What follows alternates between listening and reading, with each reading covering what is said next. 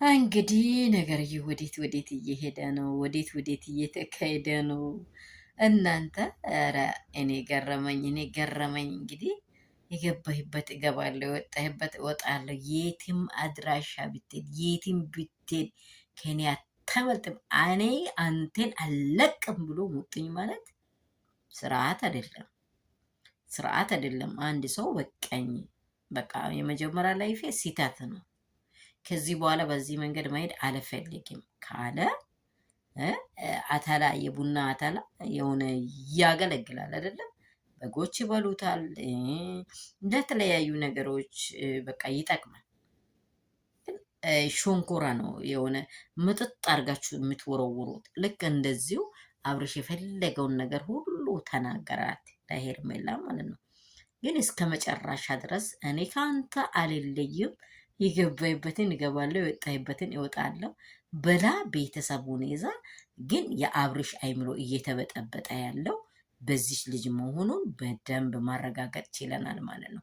ትናንትና እንግዲህ በቃ ሰላም ቤተሰብ እንደምን አላችሁ? ሁሉ ሰላም፣ ሁሉ መልካም ነው ወይ? እኔ ጋር ሁሉ ሰላም ነው፣ እግዚአብሔር ይባረክ።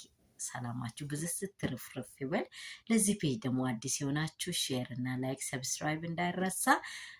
ደግሞ ቪዲዮን አይታችሁ ከጨረሳችሁ ደወል ምልክቱን ንኩት፣ ኖቲፊኬሽን እንዲገባችሁ።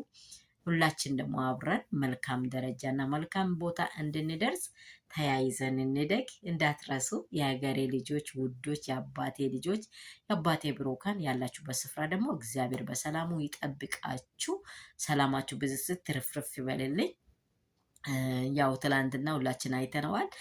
ቡዚ በጣም ክርክር ስታበዛ በገዛ ቤቱ ላይ ሄዶ የእሱን ጤና አለመፈለግ ትናንትናም እንደተናገርኩ ዛሬም ጠዋትም እንደተናገርኩኝ፣ ግን የልቡን ሀሳብ ምንም ነገር ልትረዳ አልቻለችም ማለት ነው። ምክንያቱም ምንድን ነው በቃ ታሟል፣ ይሄ ልጅ ደክሟል ወይስ የማይፈልገው ነገር አብርሽ ውስጥ አለ? አብርሽ ጤነኛ ነው።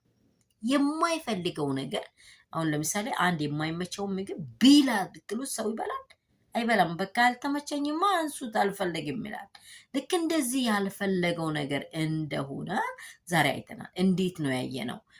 ልክ እሷ ሁሉንም ነገር ጨርሳ እንደማይለቁ አውቃለሁ እኔ ዴዴብዬ ብላ ወንድሟን እንደተናገረችው እንደተቀጣጠሩ ሄርሜላ ካቻለች አይታችኋል። ሄርሜላ እንደመጣች አብራም በቃ ምን ካሌሩ ነው የተቀየረው።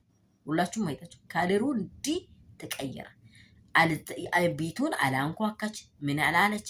አብራ እንደመጣች የሩታን ህይወት ሙዚና ዲብ እንደሚበጠብጡ አይታችኋል። 4 ነጥብ በቃ ማንም አይደለም እነርሱ ናቸው የሩታንና የአብርሽን ህይወት ጤናውን እያነሱ ያሉት። ስለዚህ ተቆጠቡ ነው።